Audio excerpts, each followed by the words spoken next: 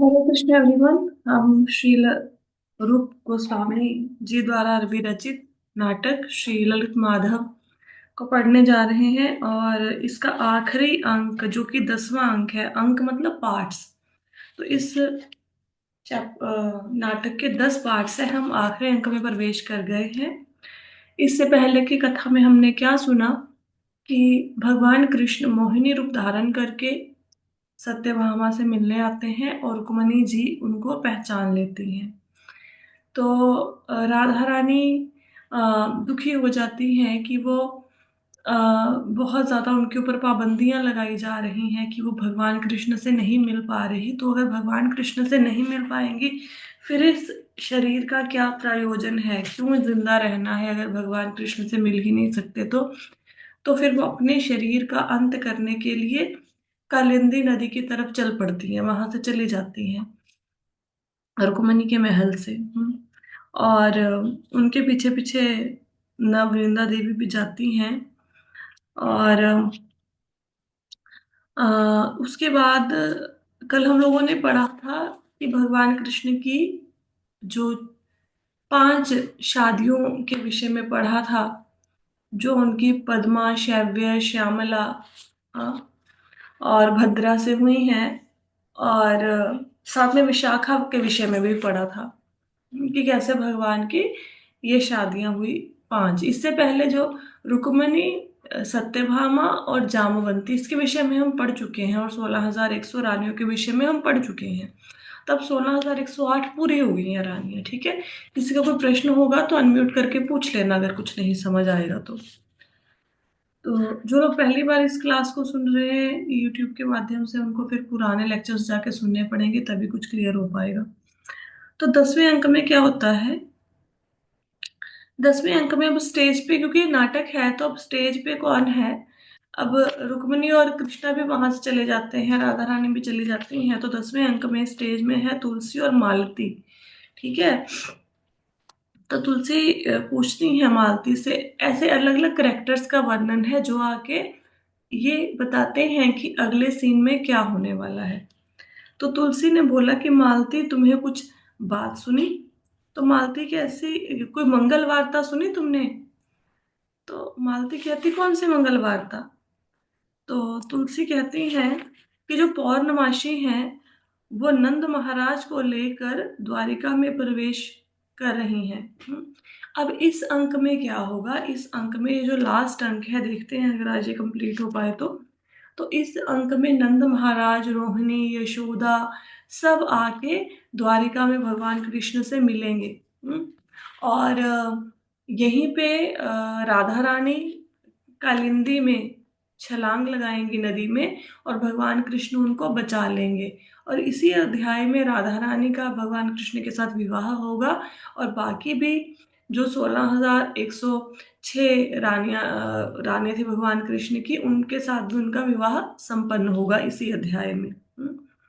अच्छा, ये कदाचित की लीला है। कदाचित की लीला का मतलब ये है कि ये हमेशा नहीं होती। जैसे प्राय की लीला, एक प्राय की लीला होती है। प्राय की लीला क्या होती है? जो हमेशा होती है। जैसे हर लीला में जब भी भगवान कृष्ण धरती पर अवतरित होंगे तो वो कंस को मारेंगे ही मारेंगे। ठीक है, तो ये होगी प्राय की लीला, ऐसा ही करते हैं भगवान। लेकिन जो ये लीला है कि द्वारिका में आके नंद बाबा, यशोदा मैया उनसे मिले और ऐसे राधा रानी द्वारिका पहुंची, ये कदाचित की लीला है। ये हमेशा नहीं होती, ये कभी कभी प्रकट होती है। और ये लीला 5,000 साल पहले जब भगवान कृष्ण आए थे उस समय ये लीला नहीं हुई थी। ठीक है, ये किसी और कल्प की लीला है। कल्प तो समझ आ गया ना सबको? कल्प क्या होता है? कल्प क्या होता है, कौन बताएगा? आया था दोपहर की क्लास में। चलो, एनीवेज नहीं पता तो। कभी हाँ, बोलो बोलो। कभी कभी जो होती है वो होता है। नहीं, कल्प कल्प कल्प होता है 1,000 महायुगों को के बराबर होता है कल्प। सतयुग, हाँ, त्रेता, सतयुग द्वापर। को, हाँ, चारों को। हाँ जी, द्वापर और कलयुग को मिला के एक महायुग या चतुर्युग बनता है। ऐसे जब 1,000 महायुग बीत जाते हैं तो एक कल्प बनता है। तो ये किसी और कल्प की लीला है जो भी रूप गोस्वामी जी के सामने प्रकट होगी और फिर रूप गोस्वामी जी ने उसको लिख दिया नाटक के रूप में। ठीक है, तो स्टेज पर तुलसी और मालती हैं, और तुलसी पूछती है कि क्या तुमने कोई मंगल वार्ता सुनी है? मालती कहती कौन सी मंगल वार्ता? तुलसी कहती जो पौर्णमासी है। पौर्णमासी कौन है? सांदीपनी मुनि की माता। सांदीपनी मुनि कौन? भगवान कृष्ण के गुरु। और यही योग माया है पौर्णमासी। तो कहती पौर्णमासी नंद महाराज को लेकर द्वारिका में प्रवेश कर रही हैं। तो मालती कहती फिर तो मैं जाके ये वृत्तांत राधिका को सुनाती हूँ। रुक्मणी जी के महलों में जाके, वहां पे एक जगह थी माधवी चतुशाला, तो कहती मैं माधवी चतुशाला में जाकर ये वृत्तांत सुनाती हूँ राधिका को। तो तुलसी कहती कि राधा वहां पे है ही नहीं। जो रुक्मणी जी के महल है, जो वहां पे माधवी चतुशाला है, वहां पे राधा रानी है ही नहीं। तो मालती कहती वो कहाँ गई? तो वो कहती कि वो अंतपुर में चली गई हैं। उनको नहीं पता कि राधा रानी अभी मतलब यमुना नदी में चली गई हैं अपने प्राणों को त्याग करने के लिए। तो इसके बाद क्या होता है? अम, अच्छा, एक मिनट रुको। ये जो है ना, ये जो अध्याय है, कुछ कुछ बुक्स में इस अध्याय में बताया गया है कि जो तोते की वार्ता हुई थी ना, कि तोते ने आके बता दिया था रुक्मणी को कि भगवान मोहिनी रूप में आज मिलने गए हैं सत्यभामा से। तो ये कथा इसके बाद आती है यहाँ पे। तो चलो, ये कथा तो हमने पहले सुन ली है। तो इसके बाद राधा रानी तो चली गई अपने प्राणों का त्याग करने के लिए। इधर क्या हुआ? इधर नंद महाराज, यशोदा मैया, रोहिणी सब द्वारिका पहुंच गए। ठीक है। तो जब द्वारिका पहुंच गए, तो भगवान को पता लगा कि सब लोग यहाँ पे पहुंच गए हैं, तो भगवान रुक्मणी के साथ दर्शन के लिए गए। तो सबसे पहले भगवान मिले यशोदा मैया से। तो यशोदा मैया कहती कि कृष्णा तुम तो हमें भूल ही गए हो, तुम तो हमें याद भी नहीं करते। अब माता यशोदा से कृष्णा का मिलन हो रहा है कहाँ पे? द्वारिका में। कौन लेके आए हैं? माता यशोदा, रोहिणी और नंद महाराज को और गोप ग्वालों को वहां पे द्वारिका में पौर्णमासी। पौर्णमासी कौन है? भगवान कृष्ण के गुरु सांदीपनी मुनि की माता और योगमाया। ठीक है। तो भगवान मिले यशोदा मैया से, तो यशोदा मैया रोने लगी कि तुम तो हमें भूल गए हो। तो भगवान कहते कि माता मैं आपको कैसे भूल सकता हूँ? ऐसे शब्दों बोलकर मुझे लज्जित मत कीजिए। तो भगवान कृष्ण पौर्णमासी कहती हैं कि मैं बहुत भाग्यशाली हूँ। आज मैं उस दृश्य को देख रही हूँ कि यशोदा माता की गोद में भगवान कृष्ण बैठे हैं, और यशोदा माता भगवान कृष्ण को देखकर भाव विभोर हो जाती हैं और उनके स्तनों से दूध आने लगता है। हालांकि वो बहुत वृद्ध हो चुकी हैं, भगवान कृष्ण भी बड़े हो गए हैं, लेकिन फिर भी उनके स्तनों से दूध आने लगता है भगवान कृष्ण को देखकर। और इसके बाद क्या होता है कि पौर्णमासी कहती हैं कि तुम्हारे जो पिता हैं नंद महाराज, वो भी ग्वाल बालों के साथ सुधर्मा सभा में हैं, वहां पे पहुंच गए हैं, उनसे जाके भी मिलो। सुधर्मा सभा क्या थी? जैसे हर एक राजा की सभा होती है ना, आप सीरियल्स में देखते हो, राजा बैठा होता है, नीचे मंत्री बैठे होते हैं, तो उसको सभा कहते हैं। एक ढंग से पार्लियामेंट समझ लो राजाओं की। तो भगवान कृष्ण के द्वारिका में भी सभा थी, उसका नाम था सुधर्मा। तो ये सुधर्मा सभा की कहानी भी बड़ी रोचक है। ये सुधर्मा सभा स्वर्ग में होती थी, इंद्र के पास होती थी ये सभा। लेकिन जब भगवान कृष्ण ने धरती पर अवतार लिया, तो द्वारिका के वो राजा तो नहीं बने, राजा तो उग्रसेन थे, वो वहां पे रहे, उन्होंने राजकाज में का देखा सारा। तो उस समय जो द्वारिका के लोग थे, लोग मतलब जो द्वारिका के बड़े बड़े सेना नायक थे या द्वारिका वासी थे, उन्होंने भगवान कृष्ण के लिए सुधर्मा सभा को स्वर्ग से लाकर द्वारिका में स्थापित कर दिया। यह सभा देवताओं की थी, लेकिन भगवान कृष्ण के लिए वो सारी अच्छी अच्छी वस्तुएं इकट्ठी करते थे।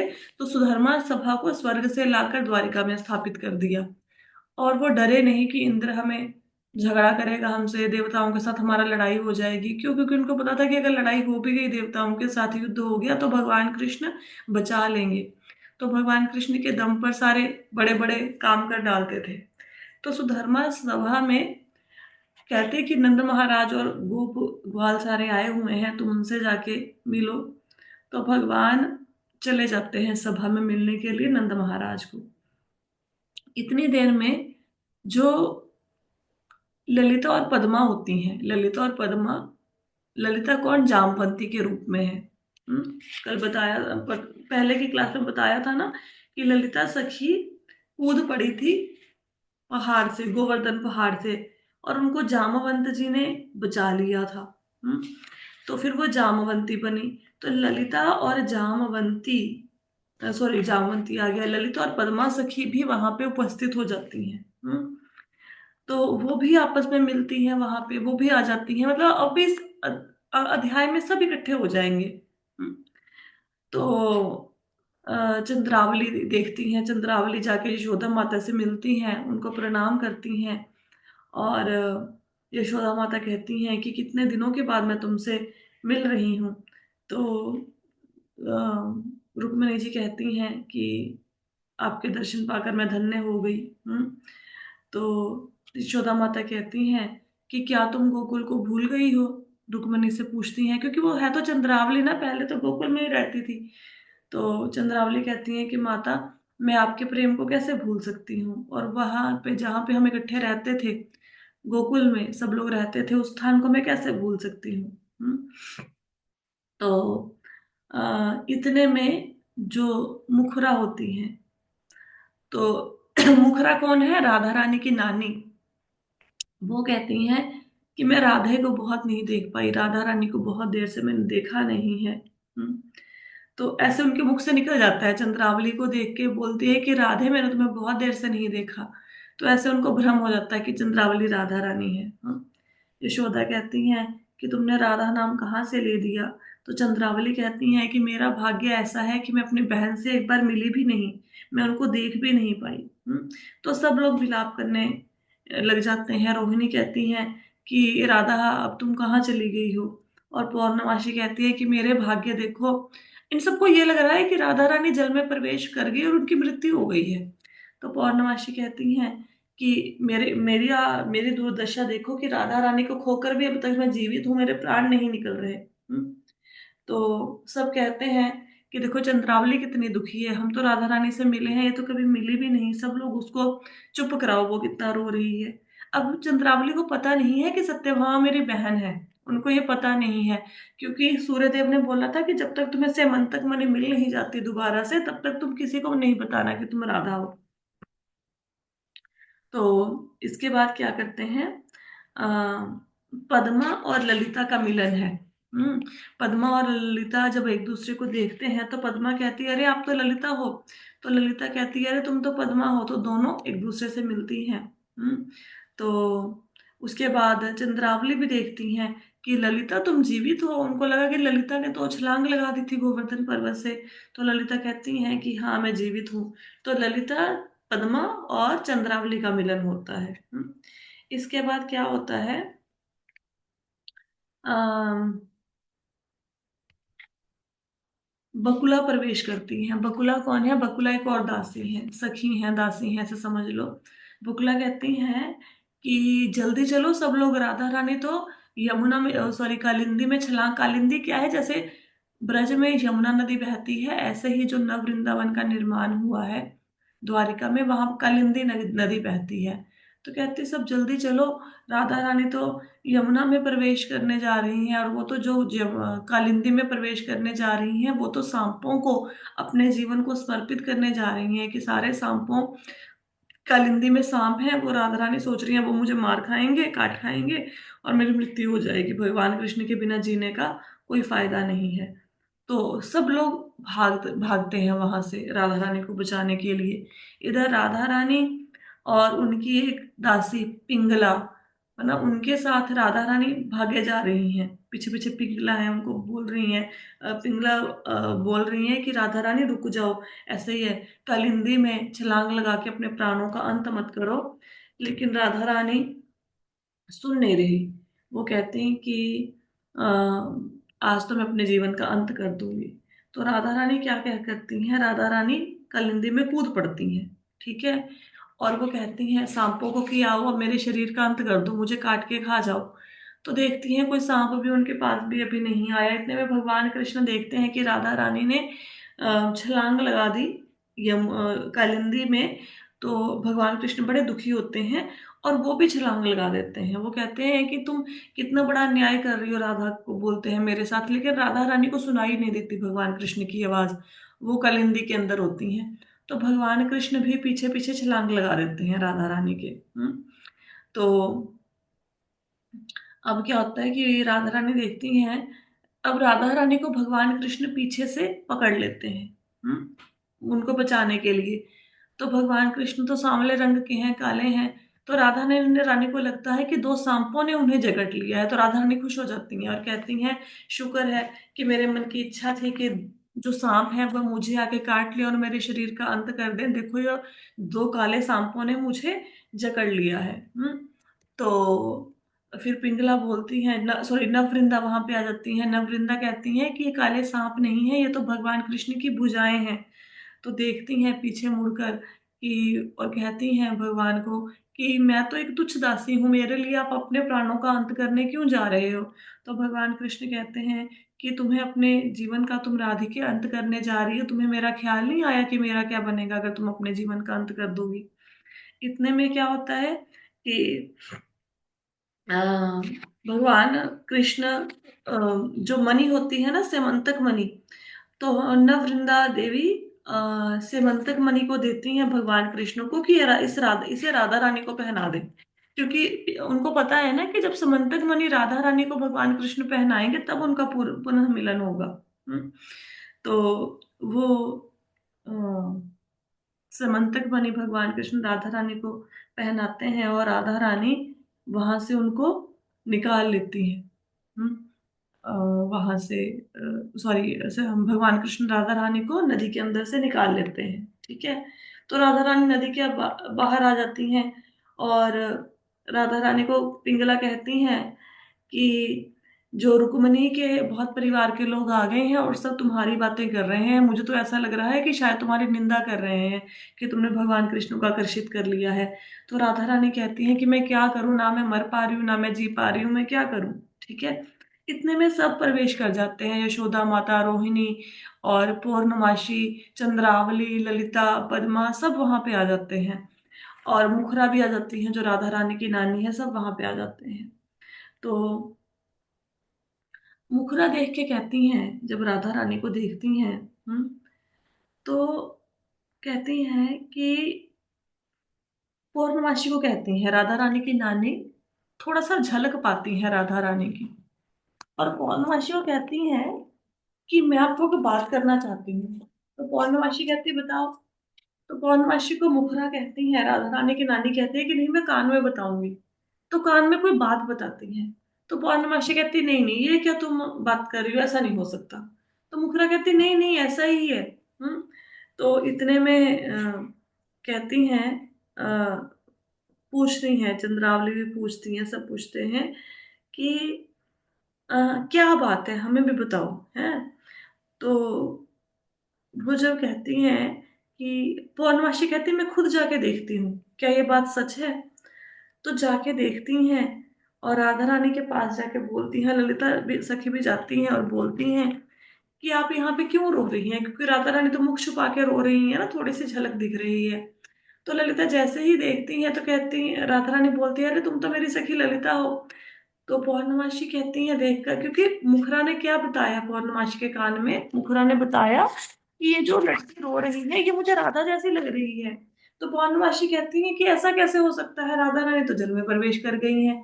तो पौर्णमासी कहती है, मैं खुद जाके देखती हूँ। जब जाके देखती हैं तो पहचान जाती है कि ये तो राधा ही है। तो पौर्णमासी कहती है कि राधे तुम यहाँ पे कैसे आ गई। हाँ। तो रोने लगती हैं ये देखकर, और राधा रानी भी सब लोगों को देख के मूर्छित हो जाती हैं। फिर उनको होश आता है। तो यशोदा मैया कहती हैं, अरे तुम जीवित हो। तो चंद्रावली कहती हैं कि राधा, मतलब ये मेरी बहन राधा है। तो बहुत खुश हो जाती हैं।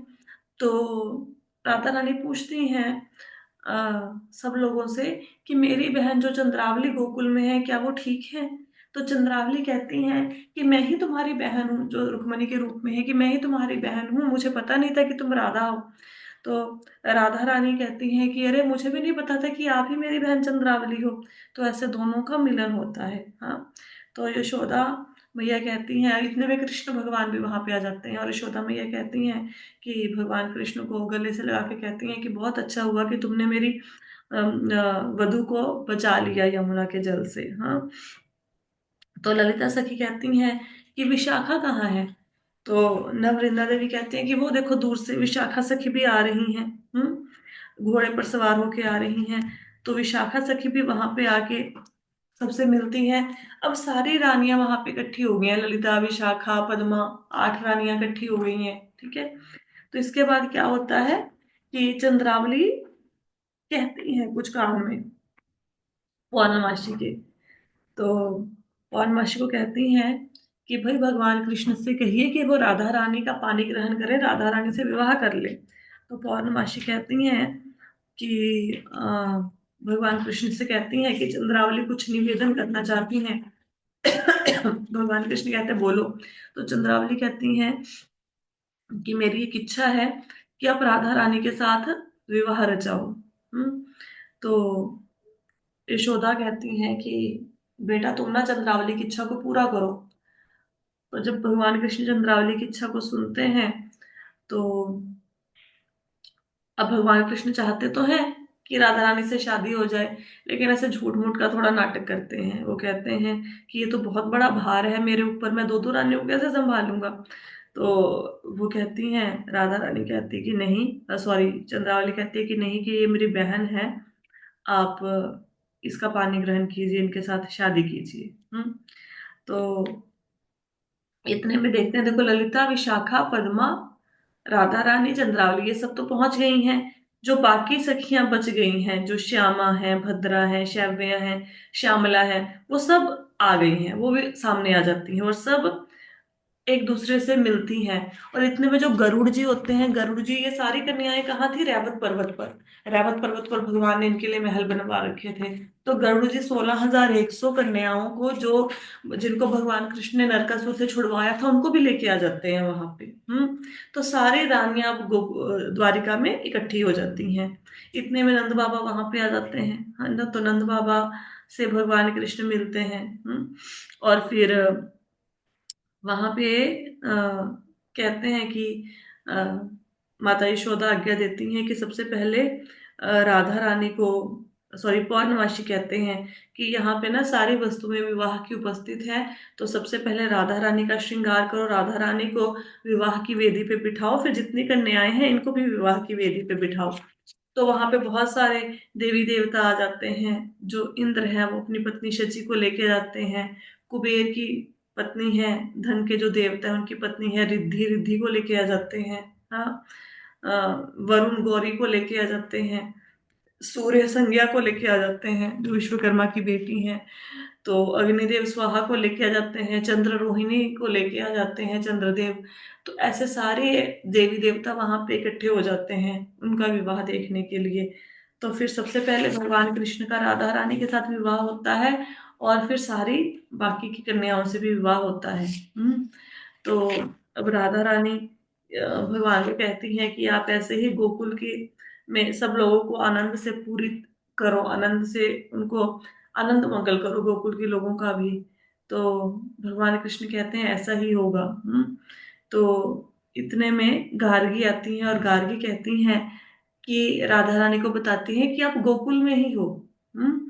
तो राधा रानी कहती है अरे मैं गोकुल में हूँ। तो गार्गी कहती हैं कि हाँ, आप गोकुल में ही हो, क्योंकि आप ना भगवान कृष्ण जब मथुरा चले गए, तो आप उनके विरह में बहुत ज्यादा आपकी बुरी हालत हो गई थी।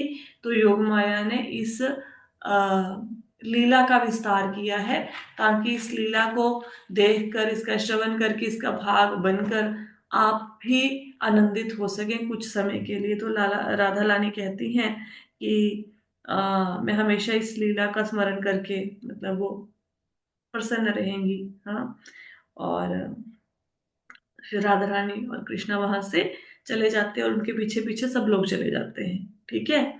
तो इस प्रकार हमारा 10वां अंक समाप्त हुआ। तो इसके साथ ही हमारा ललित माधव नाटक जो हमने शुरू किया था, इसका आज समापन हो गया है। ठीक है। तो सबको समझ आया? हाँ, हाँ बताइए। जी, जी हाँ। ठीक है। तो हाँ मैं जी, हाँ जी। 10 मिनट में आपको सारा नाटक शुरू से रिवाइज कर देती हूँ, क्या क्या हुआ इसमें। अच्छा। सबसे पहले क्या हुआ कि यहाँ पे ये नाटक को रूप गोस्वामी जी ने लिखा। रूप गोस्वामी जी ने इस नाटक को कैसे लिखा, उनके सामने ये लीला प्रकट हो गई, सडनली प्रकट हो गई। जैसे आप कैसा समझोगे कि घर में कोई सामान है, बहुत देर से यूज ही नहीं हुआ, बहुत सालों से, सडनली वो प्रकट हो गया है ना, वो है तो सही घर में लेकिन दिख नहीं रहा। ये लीला बहुत किसी कल्प में बहुत पहले ये लीला हुई है, अभी नहीं हुई है, करोड़ों अरबों साल पहले कभी ये लीला हुई होगी। लेकिन भगवान कृष्ण की कृपा से ये लीला प्रकट होगी रूप गोस्वामी जी के सामने। तो रूप गोस्वामी जी ने सोचा कि मैं नाटक लिखता हूँ। तो रूप गोस्वामी जी जब इस नाटक को लिखने लगे तो उनके सपने में सत्यभामा आ गई। सत्यभामा कौन है? राधा रानी है। पहले जब मैंने इस नाटक को पढ़ा मैं सोचने लग गई कि सत्यभामा क्यों आई, रुक्मिणी ये क्यों नहीं आई, ये राधा रानी क्यों नहीं आई उनके सपने में। तो बाद में जब नाटक को पढ़ा तो समझ आया कि सत्यभामा ही राधा रानी है। तो सत्यभामा ने उनको आके बोला कि जो द्वारिका की लीला है और जो ब्रज की लीला है इनको अलग अलग रखो, इनको मिक्स मत करो। फिर रूप गोस्वामी जी ने दो नाटक लिखे, ललित माधव और विदग्ध माधव। तो ललित माधव को हमने पढ़ा कि कैसे सब गोपियां आके भगवान कृष्ण की रानियां बनती हैं। दो नाटक लिखे उन्होंने।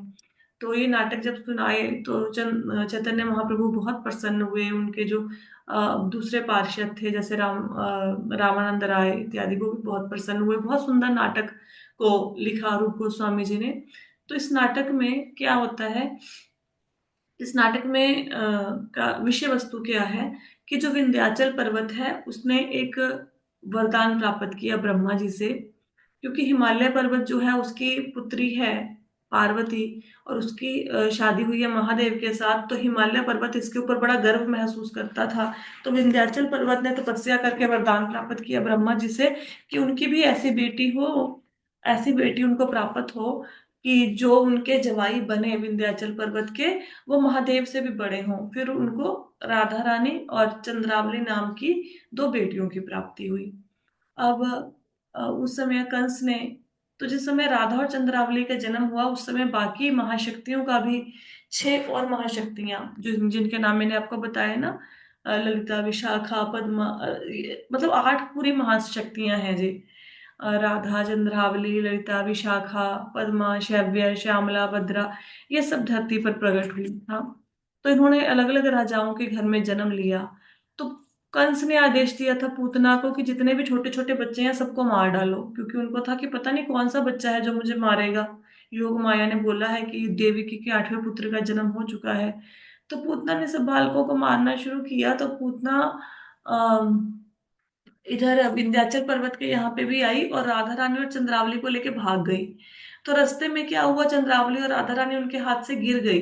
तो जो चंद्रावली है उसको भीष्मक राजा ने, जो कि रुक्मिणी के पिता हैं, है ना, तो भीष्मक राजा ने उनको प्राप्त कर लिया।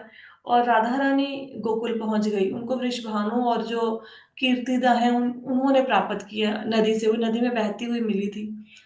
तो लेकिन पूतना के डर से सब राजा जो 16,106 कन्याएं थी राधा और चंद्रावली को छोड़कर, जिन्होंने पृथ्वी पर अवतार धारण किया था, 8 महाशक्तियां और 16,100 अन्य, वो अलग अलग राजाओं के घर में प्रकट हुई थी। तो वो सारे राजा अपनी बेटियों को गोकुल छोड़ के चले गए, क्योंकि वहां पे पूतना नहीं आती थी। तो वहां पे जब छोड़ के चले गए तो वहां पे इनका लालन पालन हुआ। फिर क्या हुआ, इसके बाद इस नाटक में वर्णन है थोड़ा सा ब्रज की लीला का वर्णन है कि भगवान कृष्ण गैया चरा के आ रहे हैं, माता यशोदा से मिलते हैं, नंद बाबा से मिलते हैं, फिर राधा रानी से मिलने का प्रयास करते हैं, चंद्रावली से भी मिलते हैं, वहां पे चंद्रावली के भी दर्शन होते हैं उनको। फिर वहां पे राधा रानी से मिलने का प्रयास करते हैं, लेकिन कई बार उनकी नानी आ जाती है पीछे पीछे उनको ढूंढने के लिए राधा रानी के को। और कभी कभी उनकी जो सास है राधा रानी की जटिला, वो उनके पीछे पीछे आ जाती हैं, तो राधा रानी से भगवान कृष्ण मिल नहीं पाते। फिर एक दिन क्या होता है कि भगवान कृष्ण जो राधा रानी के पति हैं अभिमन्यु, उनका भेष धारण करके उनके घर में आते हैं, राधा रानी के घर में। और जटिला उनकी सास को लगता है कि ये मेरा बेटा ही है, तो उनको कृष्ण के साथ राधा रानी को भेज देती हैं, वहां उनका मिलन होता है। ऐसे लीलाएं हमने पढ़ी, अब डिटेल में तो पिछली क्लासों में चर्चा कर चुके हैं, आप पिछली क्लासों की रिकॉर्डिंग में जाके सुन सकते हैं। फिर क्या होता है कि भगवान कृष्ण वो राधा एक दिन शंखचूड़ राक्षस का वध करते हैं वहां पे। शंखचूड़ राक्षस के पास एक मणि होती है, सिमंतक मणि। वो वो बलराम जी को दे देते हैं। बलराम जी वो मणि राधा रानी को भेंट कर देते हैं। फिर ये सिमंतक मणि राधा महारानी के पास चली जाती है। फिर भगवान कृष्ण मथुरा आ जाते हैं कंस का वध करने के लिए। पीछे से राधा रानी गोपियां बहुत रोती हैं और कंस का वध कर देते हैं भगवान कृष्ण। फिर भगवान कृष्ण अपनी सारी मथुरा वासियों को लेकर द्वारिका चले जाते हैं, जब जरासंध और काली यवन आक्रमण करते हैं एक साथ मथुरा में। तो द्वारिका जाकर वहां पे उनको राधा रानी की बड़ी याद आती है। तो एक नाटक उनके सामने प्रस्तुत किया जाता है वृंदावन लीला का, बहुत सुंदर। तो भगवान कृष्ण को थोड़ी प्रसन्नता तो होती है, लेकिन राधा रानी को भूल नहीं पाते। इधर राधा रानी भगवान कृष्ण को याद करते करते, नदी में एक कमल होता है यमुना में नीले रंग का, उनको लगता है कृष्ण है, वो कृष्ण कृष्ण करती यमुना में प्रवेश कर जाती है, वापस नहीं आती। और विशाखा सखी भी उनके पीछे पीछे यमुना में प्रवेश कर जाती हैं। यह देख कर कि ललिता और विशाखा यमुना में उनके जीवन का ललिता सॉरी विशाखा और राधा रानी के जीवन का अंत हो चुका है यमुना में, ललिता सखी पहाड़ से कूद पड़ती हैं, गोवर्धन पहाड़ से। तो सबको ऐसा लगता है कि ललिता विशाखा और राधा रानी नहीं रहे। उधर सूर्य देव आदेश देते हैं यमुना को, क्योंकि ये वास्तव में वृषभानु सूर्य देव ही हैं, सूर्य पुत्री हैं राधा रानी। तो सूर्य देव आदेश देते हैं यमुना को कि एक दिन राधा रानी यमुना में छलांग लगाएंगी भगवान कृष्ण को याद करते करते, तुम उनको मेरे पास ले आना। तो जो यमुना देवी है वो गुप्त रूप से राधा रानी और विशाखा को सूर्य देव के पास ले जाती हैं। तो सूर्य देव से जब मिलती हैं राधा रानी, उनको पूछती है कि दोबारा भगवान कृष्ण से मिलन कब होगा। तो वो कहते हैं कि समंतक मणि जब राधा रानी छलांग लगाती है उनके पास से गिर जाती है यमुना में। फिर वो भगवान सूर्यदेव को अर्पित कर देती हैं वो मणि। कहते कि जब मणि जब दोबारा भगवान कृष्ण तुम्हारे बांधेंगे तब तुम्हें भगवान कृष्ण मिलेंगे। इतने में द्वारिका में जो चंद्रावली होती है, बीच में प्रसंग आया चंद्रावली को, भीष्मक राजा जब भगवान कृष्ण कंस को मार देते हैं, पूतना भी मारी जाती है, तो सब राजा आके अपनी कन्याओं को वापस ले जाते हैं गोकुल से, क्योंकि राजाओं की बेटियां थी वहां को इसलिए रखा था क्योंकि पूतना का डर था। तो राजा अपनी बेटियों को ले जाते हैं और जो चंद्रावली है उसको रुक्मी ले जाता है, उसका भाई उसकी शादी रख देता है शिशुपाल के साथ। तो भगवान कृष्ण को रुक्मणी पत्र लिखती हैं और फिर रुक्मणी का भगवान कृष्ण उनके विवाह से हरण कर लेते हैं और भीष्मक राजा उनकी शादी करा देते हैं, इस शर्त पर कि भगवान कृष्ण रुक्मणी की इच्छा के बिना किसी और से शादी नहीं करेंगे, एक ही पत्नी रखेंगे। तो इधर क्या होता है कि द्वारिका में जो सत्राजित नाम का वो है, एक वो होता है, यदुवंशी समझ लो ऐसे। उस वो सूर्यदेव की वो करता है आराधना। तो सूर्यदेव उसके पास संतान नहीं होती, तो सूर्यदेव राधा रानी को उसको दे देते हैं कन्या के रूप में, और साथ में से मंतक बनी दे देते हैं। तो सत्यजीत के यहाँ पे राधा रानी चली जाती है, उसका नाम वो रखता है सत्यभामा। तो एक बार उसकी मणि खो जाती है, उसका भाई पहन के जाता है, तो वो दोष लगा देता है भगवान कृष्ण पर कि उन्होंने मणि चुराई है। तो भगवान कृष्ण मणि को ढूंढने जाते हैं और वहां पे उनकी भेंट जामवंत से होती है, क्योंकि ललिता सखी जब पहाड़ से नीचे गिरी तो जामवंत जी ने उनको बचा लिया और उनका लालन पालन किया। तो वो जामवंत से मिलते हैं, मणि भी लेते हैं और साथ में वो पहचान जाते हैं जब ललिता उनको मिलती है वहां पे कि ये तो ललिता सखी हैं जो जामवंत के पास है। तो उनको लेके फिर वो एक बार सारी कन्याओं को रैवत पर्वत पर महल बनवा के रुका देते हैं, क्योंकि इधर तो रुक्मणी है ना, उनकी परमिशन के बिना तो लेके जा नहीं सकते द्वारिका में। इधर से सत्यभामा होती है, वो सत्यजीत को जब अपनी गलती का एहसास होता है कि मैंने भगवान कृष्ण पर मिथ्या दोष लगाया, मणि तो शेर ले गया था, तो सत्यजीत अपनी कन्या को भगवान कृष्ण के पास भेज देते हैं। भगवान कृष्ण महल में होते नहीं, वो रुक्मणी के पास भेज देते हैं सत्यभामा को। तो सत्यभामा को रुक्मणी अलग से नव वृंदावन में ठहरा देती हैं ताकि भगवान, वो बहुत सुंदर होती है कि भगवान कृष्ण आके उसके ऊपर मोहित हो जाएंगे। तो भगवान कृष्ण आते हैं वहां पे, देखते हैं नव वृंदावन में उनका मिलन होता है राधा रानी के साथ। फिर वहां पे रुक्मणी दो तीन बार मिलते हैं राधा रानी से, लेकिन रुक्मणी जी हर बार बीच में आ जाती हैं। और फिर बीच में वर्णन आया कि कैसे अलग अलग सखियों से, जो 16,108 रानियां थी, कैसे वो मिले उनसे।